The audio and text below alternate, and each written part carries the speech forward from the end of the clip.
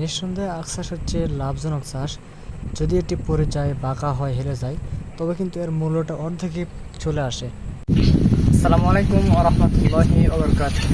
সুপ্রিয় দর্শক, আজকে আমরা দাঁড়িয়ে রয়েছি জয়পুরহাট জেলার কালাই থানার অন্তর্গত 5 গ্রামে, যেখানে চাষ হয়েছে বিঘার পর বিঘা ফিলিপাইন কালো আখ।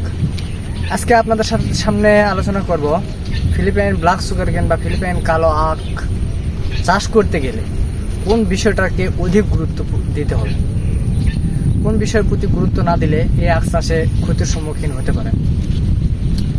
তো এই বিষয়ে আলোচনা করতে গেলে প্রথমে যে বিষয়টি চলে আসে সেটি হচ্ছে আখটাকে দাঁড় করে রাখা। আপনারা যে আখগুলো দাঁড়িয়ে থাকা দেখতেছেন, এই আখগুলো যদি পরে হেলে যায় তাহলে এর মূল্যটা প্রায় অর্ধেকে নেমে আসে। তো সুতরাং যে কোনো কৌশলে আপনাকে আখগুলোকে দাঁড় করে রাখতে হবে, যাতে আখগুলো স্ট্রেট থাকে, কোনো প্রকার বাঁকা না হয়। আখগুলো যদি বাঁকা হয় তাহলে ক্ষতি কি? এবার আসেন 1 নম্বর পয়েন্টে। প্রথম ক্ষতি হচ্ছে আপনার দেখতে একটা বিশ্রী টাইপের দেখাবে, যাতে দর্শকের মন কাটবে না, বা বাজারে যারা ক্রেতা থাকবে তারা এটাকে পছন্দ করবে না। দ্বিতীয় নম্বর যে প্রবলেমটা হবে, আপনার এই যে গিটগুলো আছে, এই গিটগুলো থেকে অটোমেটিক গাছ বের হবে। যখন এই আখটা হেলে যাবে তখন এই গিটগুলো থেকে গাছ বের হবে, আর যখন গাছটি বের হবে তখন আখের রস থেকে রসটাকে খেয়ে সেই গাছগুলো বড় হবে। সুতরাং আখের মিষ্টতা অটোমেটিক কমে যাবে।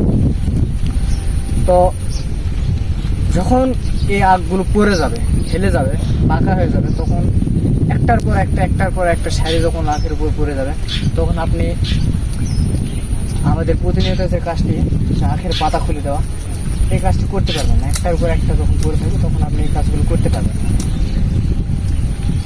এতে একটা ক্ষতির সম্মুখীন হতে পারে। আখগুলো যে ধরনের ক্ষতির সম্মুখীন হতে পারে তার মধ্যে হচ্ছে অতিরিক্ত পাতা থাকার কারণে ভিতরে পোকার বসবাস হতে পারে। এই পোকাগুলো আপনার আখকে এমনভাবে ছিদ্র করবে। আখের ছিদ্রকারী পোকাটা হচ্ছে মাজরা পোকা। আপনি যখন আখের পাতা খুলতে পারবেন না তখন মাজরা পোকাটার আক্রমণ একেবারে বেশি হয়ে যাবে, এতটাই বেশি হয়ে যাবে যে আপনি কোনোভাবে নির্মূল করতে পারবেন না পারবেন কোনো পরিচর্যা করতে, না পারবেন ঔষধ দিতে, না পারবেন পাতা খুলতে। তো সুতরাং আপনাদেরকে অবশ্যই আখ চাষ করতে হলে এই বিষয়টা অত্যন্ত গুরুত্বের সাথে দেখতে হবে। তো আপনাদেরকে আমি দেখাই দেবো এখন যে আমরা কিভাবে আখগুলোকে দাঁড় করে রাখি। প্রায় 17 ফুট লম্বা হয়ে থাকে আমাদের আখগুলো। এই 17 ফুট লম্বা আখকে আমরা যে প্রসেসে, যে কৌশলে দাঁড় করে রাখি, আপনাদেরকে সেই টিপসগুলো বলে দেবো আজকে আপনাদের সাথে শেয়ার করব। তো চলুন শুরু করা যাক। আখগুলোকে দাঁড় করে রাখার জন্য আখ লাগানোর 3 থেকে 4 মাসের মধ্যে, ঠিক যখন এই আখগুলো সবেমাত্র কুশি দিয়ে গোড়ায় মাটি বেঁধে দেবেন, বা গোড়ায় মাটি বেঁধে দেওয়ার পরে আখের গাছগুলো যখন এ বরাবর থাকবে, যে আপনি তার মধ্যে অনায়াসে কাজ করতে পারবেন, এই সময় আপনাকে প্রতিটা লাইনে 10 ফুট অন্তর বা 10 ফুট পর আপনাকে খুঁটি দিতে হবে। ঠিক যেভাবে দেখাচ্ছি সেমভাবে খুঁটি দিতে হবে। একটা খুঁটি থেকে প্রত্যেকটা লাইনে একটা করে খুঁটি দিতে হবে 10 ফুট পর।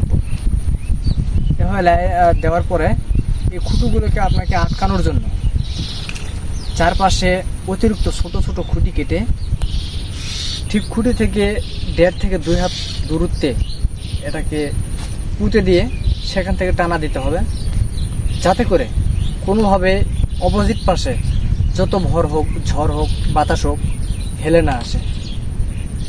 একইভাবে জমির চতুর্পাশে এভাবে টানা দিতে হবে, যাতে করে কোনো দিকে এটা হেলে যেতে না পারে। দ্বিতীয় নম্বর কাজ হচ্ছে সুতো টেনে দেওয়া, যে লাইনের দুপাশ দিয়ে সুতো টেনে দেওয়া। আপনারা অনেকেই জানেন না যে সুতোটা কীভাবে টেনে দিতে হয়। সুতোটা টানার কিছু কৌশল রয়েছে, যে কৌশলগুলো অবলম্বন করলে একটা সুতো দিয়ে আপনি 5 থেকে 7 বছর পর্যন্ত আখ চাষ করবেন, অতিরিক্ত কোনো সুতোর খরচ করতে হবে না। তো এই সুতোগুলো কীভাবে গিট দিবেন আমরা আপনাদেরকে দেখাচ্ছি। নিয়ে একটু টানবেন, হালকা করে টানবেন, বাস এভাবে হাত দিয়ে ধরবেন। এই সুতোটা দেখেন ঠিক এইভাবে ধরবেন, এইভাবে নিয়ে দেখেন এভাবে টান দেবেন। এই যে গিটটা উঠলো, এই যে টান দিলে কিন্তু খুলে যাবে, এভাবে দেখেন এই যে খুলে যাবে। এটা এভাবে ধরে জাস্ট এখানে এটা দিয়ে গিট দিবেন, যাতে গিটটা পরে অনায়াসে খোলা যায়। এই যে এই সুতোটা নেবেন, দেখেন এই যে যে সুতোটা দেওয়া আছে টানা, এটার সাথে এভাবে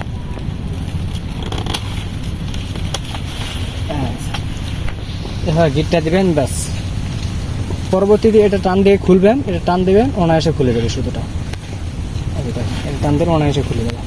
আর এই যে সুতোটা থাকলো, এটা এই অবস্থায় থেকে গেল, এটা এভাবে টানবেন, এদিকে যত টানবেন তত টাইট হবে। ঠিক এভাবে পরবর্তীতে পরে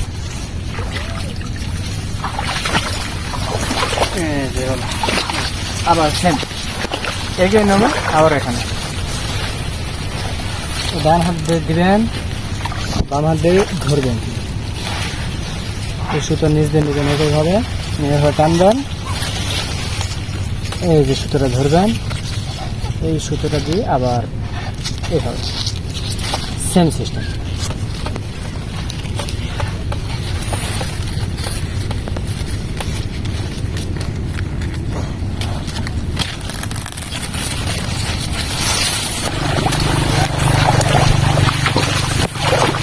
লম্বা দিকে পালা এবার শেষ। এবার আমাদের পালা হচ্ছে চওড়া বা আড়াআড়ি ভাবে আমরা কিভাবে আটকাবো। তো আড়াআড়ি ভাবে আমরা দুই সিস্টেম করে থাকি, একটা বাঁশ দিয়ে করে থাকি আর একটা হচ্ছে সুতো দিয়ে।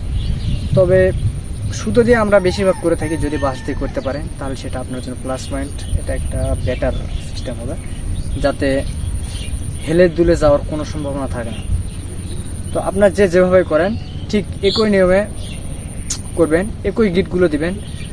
আপনাদের লাইনে সুতো দেওয়ার জন্য ফিলিপাইন আখের যে দুপাশে দুটো আমরা সুতো দিয়েছি, একটা একটা করে এভাবে সুতো দেবেন। আর আড়াআড়িভাবে দেওয়ার জন্য দুটি করে সুতো নেবেন এবং সেমভাবে আড়াআড়িভাবে এ টু জেড।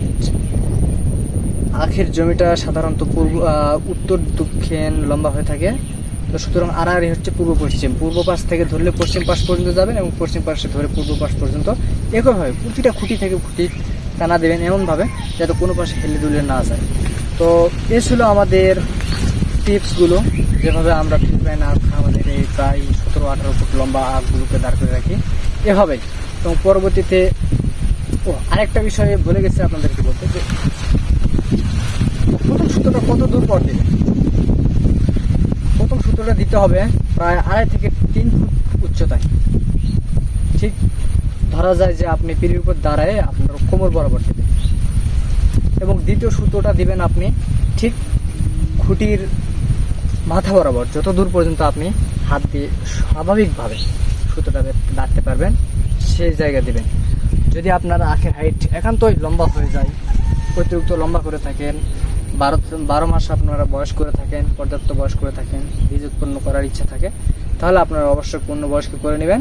এবং সেক্ষেত্রে আপনাদেরকে আরও একটু সুতো উপরে মাথায় বাঁধতে হতে পারে, সেটা আবহাওয়ার উপর ডিপেন্ড করবে।